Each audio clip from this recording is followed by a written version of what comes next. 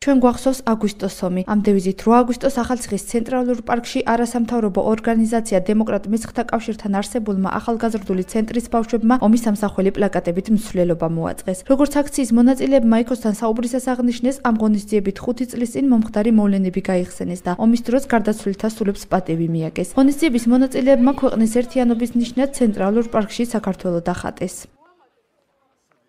აქციის მიზანია გამოვხატოთ პატივისცემა იმ დაღუპული ოჯახების მიმართ, რომლებიც აგვისტოს ომში დაიღუპნენ და მათ სულებს ნათელი მივაგოთ.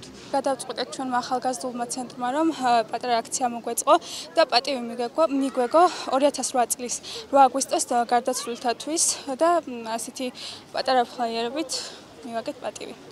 2008 წლის 8 აგვისტოსათვის მიძღვნილი ღონისძიება დემოკრატ მესხთა კავშირის ორგანიზებით გაიმართა. როგორც ორგანიზაციის წარმომადგენელი ამბობს, მათი მიზანი 5 წლის წინ ომში დაღუპული ადამიანების ოჯახებისათვის თანაგრძნობის გამოხატვა იყო. ნათია გელაშვილის თქმით, ერთ-ერთ სამუშაო შეხვედრაზე ორგანიზაციასთან არსებულმა ახალგაზრდული ცენტრის ბავშვებმა აგვისტოს ომის დღის სიმბოლოები შექმნეს, რომელიც შემდეგ აქციის მსვლელობისას ადგილობრივებს დაურიგეს.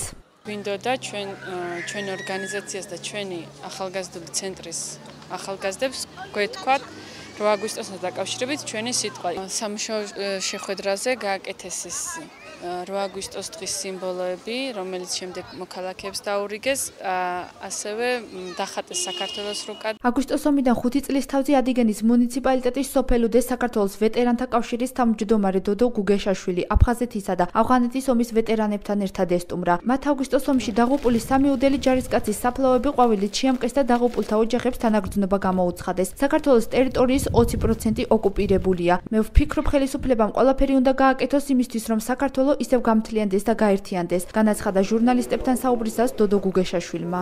ომის ვეტერანები წამოვედით თბილისიდან, ბურჯუმის ვეტერანები შემოგვიერთდნენ გზაში, ახალციხის ვეტერანები და ჩამოვედით ამ სოფელში, რათა პატივი მივაგოთ იმ 3 გმირის ხსოვნას, რომელიც 2008 წლის აგვისტოს შეეწირა სამშობლოს რუსეთ-საქართველოს ომის დროს. დედებს უსურვებ გაძლებას, მოთმინებას, ჩემი სახელით ყველა დედებს უზიარება, მწუხარებას.